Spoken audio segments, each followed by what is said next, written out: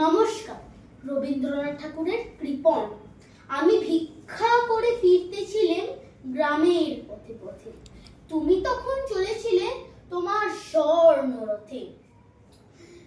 অপূর্ব এক স্বপ্ন সম লাগতেছিল চক্ষে মম।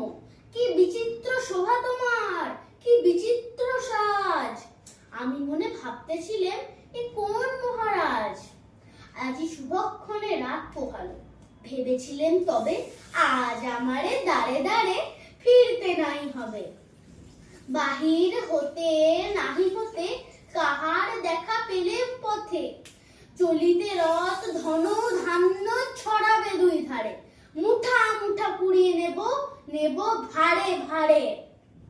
দেখি সহসা রথ থেমে গেল আমার কাছে এসে। আমার মুখপানে চেয়ে নামলে তুমি হেসে। দেখে মুখের প্রসন্নতা জুড়িয়ে গেল সকল ব্যথা। হেন কালে কিসের লাগি তুমি অকস্মাৎ, আমায় কিছু দাও গো বলে বাড়িয়ে দিলে হাত। মরি এ কি কথা রাজাধিরাজ, আমায় দাও গো কিছু। শুনি ক্ষণকালের তরে রইনু মাথা নিচু। তোমার কি বা অভাব আছে ভিখারি ভিক্ষুকের কাছে। এ কেবল কৌতুকের বসে আমায় প্রবঞ্চনা। ঝুলি হতে দিলেম তুলে একটি ছোট কণা।